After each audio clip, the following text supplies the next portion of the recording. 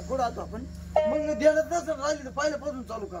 हा नाही नाही पहिल्यापासून नाही. नको पहिले खायला परत 2 दिवस आला तुझं. मग तर ते बर का दिवाणजी कंगन घेऊन आणि त्या चावडीवर आला. चावडीवर आणि तिचं कंगन तिला दाखवलं. तिला खून पटली.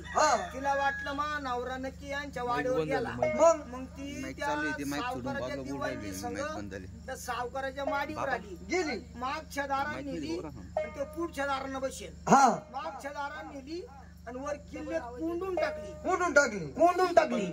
बाहेरून कुलपा घेतला लावून बर आणि त्याला शिदा श्यामगिरी देऊन दिला काढून.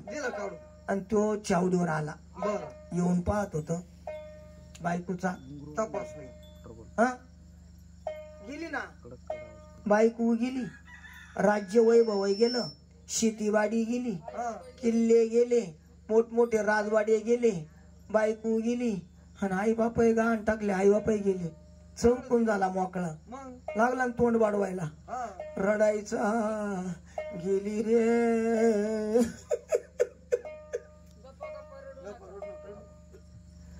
बायको गेली. मोठ्या रडायला लागलं. कपडे काढले. बर अंगाला राख लावली. कपडे जाळून टाकले. बर झाला गोसाई. ये वय गोसाई ते वय गोसाई. तपास करीन. भगवे कपडे अंगावर घालीन. गोसाईच्या रूपामध्ये तिचा तपास लागेल. मग त्यानं कपडे काढले. अंगाला राख लावली. कपडे जाळून टाकले आणि भिक्षा मागायचा गोसाईच्या रूपामध्ये त्या भावनगरीमध्ये. आणि तिथंच येऊन त्या माडी खाली रात्री मुक्काम करायचा. परमाळा कुठं कोंडेल? किल्ल्यावर कोंडेल होती. बरोबर ना त्या सावकाराच्या. आणि त्या सावकाराच्या माडी खाली येऊन झोपायचो. त्या माडी खाली येऊन झोपायचा. तिनं पाहिलं माझा नवरा माझ्यासाठी गोसाई झाला बाई. पण आता या सावकारांना बाहेरून कुलूप लावून घेतलेली आहे. मला मध्ये कोंडेले. बरोबर पण आता बाहेर निघू कशी? मग तिनं डोकं चालवलं. काय केलं? खिडकी उघडी होती. पहिल्या खिडक्याला गज नव्हती. जाळ्या नव्हत्या. नुसती अशी मोकळी खिडकी असायची आणि त्याला झडपा लावून घ्यायच्या. झडप लावली का झाली खिडकी. तेव्हा त्या खिडकीला काय नव्हतं. गजही नव्हती आणि जाळी नव्हती. मग ती खिडकी मोकळी दिसली. तिनं डोकं चालवलं. आता या खिडकीला रेशमी दोर बांधिते आणि एवढ्या रात्री आता मी या दोर धरून खाली उतरते. खाली उतरते आणि माझ्या नवऱ्याला घेते निघून जाते. तिनं तो रेशमी दोर बांधला खिडकीला. बर रात्रीचा टाइम. काळोखी रात्र. बर आणि ती दोर धरून हळू खाली उतरत होती. खाली उतरताना एक काय घडलं पहा. काय घडलं? एक खापऱ्या नावाचा चोर चोरी करून चालला होता. बर आणि घोड्यावर बसून चालला होता. त्यानं ती पाहिली. बर जशी टाकली घोड्यावर घेऊन गेला रे वनाला. याला घेऊन वनाला गे. याला घेऊन वनाला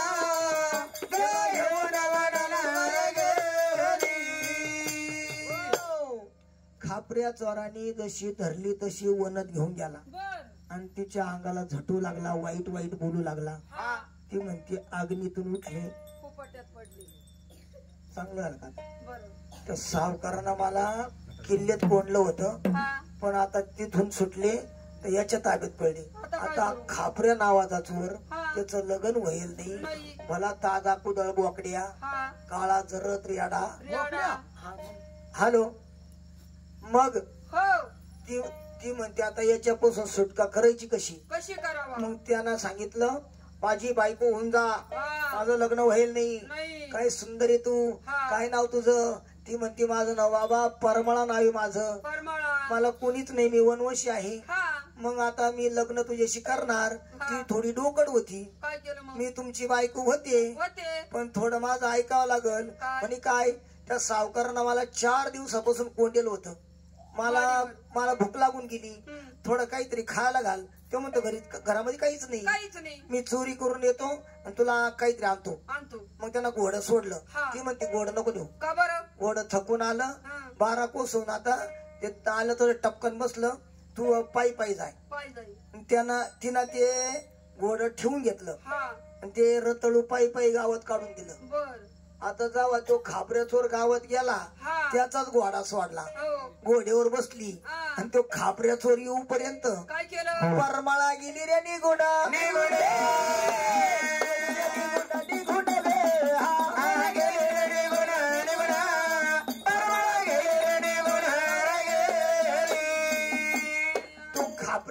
शिदा घेऊन आला. तिला खायला प्यायला भरपूर आणलं. येऊन पाहत होतं तिचा तपास नाही. झोपडीतही नाही, बाहेर पाहतो इकडं तिकडं तपास नाही. घोडा पाहतो घोडाही नाही. ते म्हणतो घोडही नाही भाऊ. आता काय करावं? तिला आणाय गेलो थोडं तिला नेलं बा घोड. आता चोरीचं साधनही गेलं. मग त्याला काढले कपडे बर का. कपडे काढले खापऱ्या चोराना. लावली काडी कपड्याला. लावली अंगाला राख. झाला गोसाई. किती झाले? 2 झाले ना. लक्ष आहे आता सगळ्यांचं लक्ष असं काही नाही.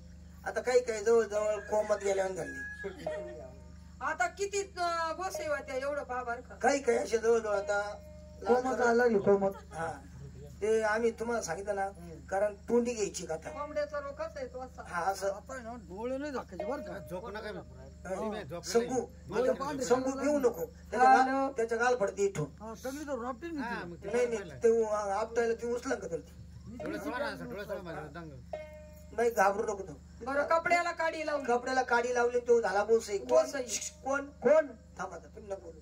संगू ते सांग खापऱ्याचोर का गीत ऐकलं तिकडे नाही जरा मी माझ्या या पुरीकडे लक्ष वर्ल्डात मोबाईल पाहतो. बरं खापऱ्याचोर गोसाई झाला. 2 झाले. 2 अजून किती होती पाहायचं. लक्ष द्या.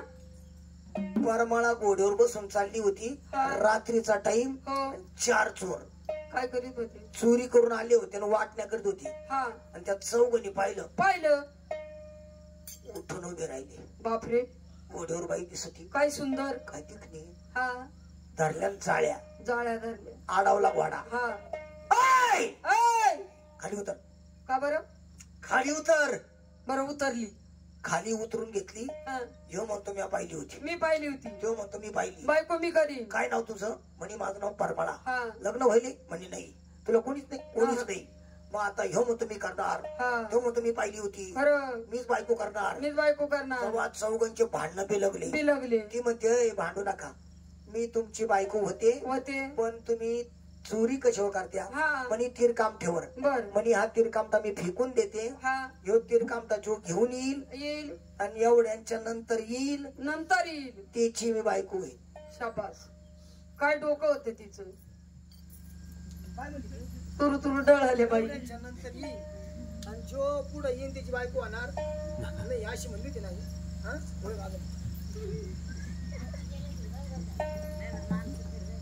गाल पण थोडी मग आरती करीत होत ते नाही. झोपून आम्हाला ऐकायचंय पुढे. हॅलो. नाही पण बर का तुम्ही किती पुढे गेले ना तुमची बायको नाही म्हणणार ती. नाही मागून जावं लागेल. एवढ्याच्या नंतर जाईन त्याची बायको होणार. तिने सांगितलं ते बाईने तसं सांगितलं. मग हे चौघाई गेले तिरकाम आणायला. त्यांचं धनाचं गठुडं उचललं, घोड्यावर टाकलं आणि ती परमाला गेली निघून. बर का. मग हे 4 जण तिरकामता सापडला. ह्यो म्हणतो तू पुढे जाय. तो म्हणतो तू पुढे जाय. कोणीच पुढे जायला तयार नाही. 4 जाळ्या धरल्या आणि तिथं आली. येऊन पहा त्याचा तपास नाही. गेली निघून. मग बर का चोरावर मोड झाली. मग तिने 4 काय केलं माडिक इकडे थोडी राहिली कथा आता इकडे. मला माहिती इकडे 10 मिनिटं कथा राहिली. नाही इकडे तुम्हाला पुढे गेला गाय नक्की पडायची ना. तुमची बाईक पुढे ती बाईक कुठे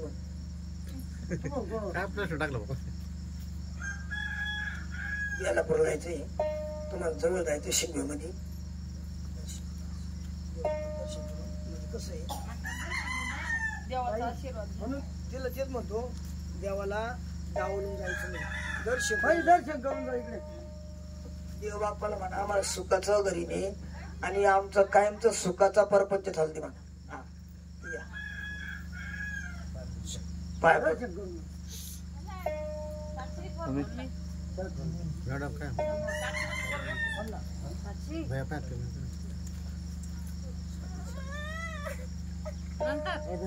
चे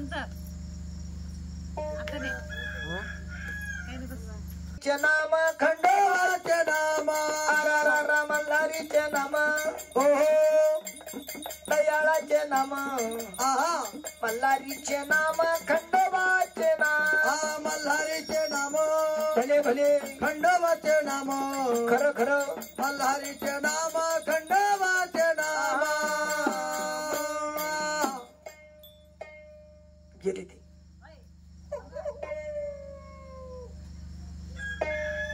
तिला माहितच नाही ती बाई बघ अगं संगू इकडे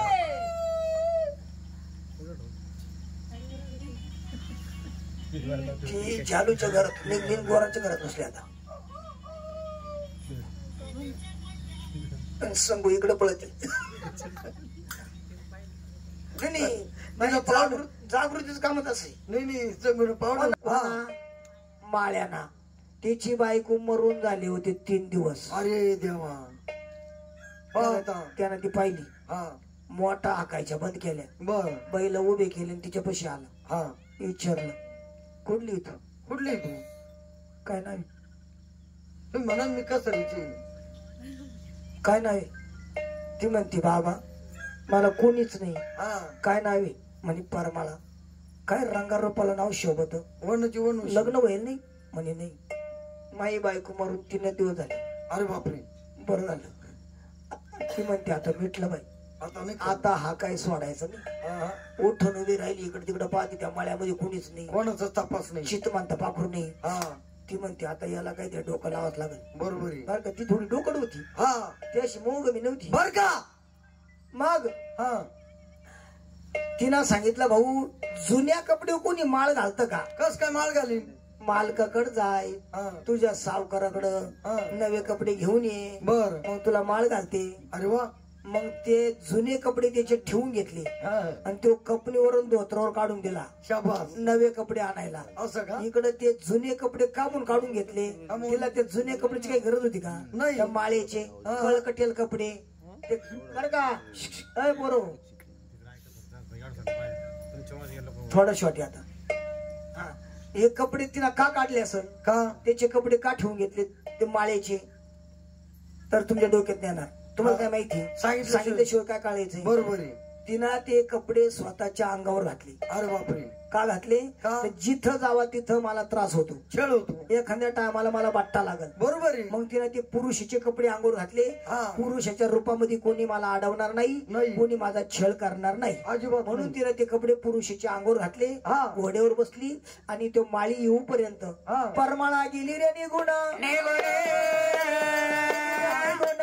ग हा गेली रे निघून निघून परमाळा गेली रे निघून पुढं चालता चालता हा. ती माळी आला कपडे घेऊन नवे कपडे बर भला बसता आणला अरे बापरे नवरीचा बसता नवरदेवाचा बसता अरे वा पोट झाकणं हा नवरीच्या आईचं नवरीच्या आईचं आजी चीर फुई चीर बर 11 वरमाया अरे बापरे सगळं आणलं येऊन पाहत होता तपासणी हा टाकलेले कपडे जाळून शाबास नवे कपड्याला काडी लावून दिली डायरेक्ट आणि लावली अंगाला राख बर झाला गोसई आता किती झाले बाई सांगू 4-5 झाले बाई बाणात बरोबर ती माग काना करा 4-5 झाली कशी काही हा मग ती त्यामुळे सांगितलं तिनं बरेच रेट होईल तरी 4-5 झाली म्हणती हा किती झाले 7 झाले हा आता ती पुढं कंचनपूर नगरी वाटावर लागली बर बाई ऐ शेवट कधी शेवट ही आता कंचनपूर नगरी वाटावर लागली कंचनपूर नगरीचा सत्यभान राजा हा त्याला एकुलती एक मुलगी बर सत्यभान राजाला एकुलती एक मुलगी नाव तिचं सत्यवती सत्य त्या सत्यवतीचा पण्य होता कसा? जो पुरुष रामाच्या पहाऱ्यामध्ये घोड्यावर बसून येईल हा त्याचा घोडा येशी वाट येईल बर तोच मी पती करीन बर नेमकं त्या परमाळाचा घोडा रामाच्या पहाऱ्यामध्ये घोड्यावरती बसून पुरुषाचे कपडे तिच्या अंगावर हा आणि त्या सत्यवतीनं माडीहून पाहिलं हक्का मारी ती बापाला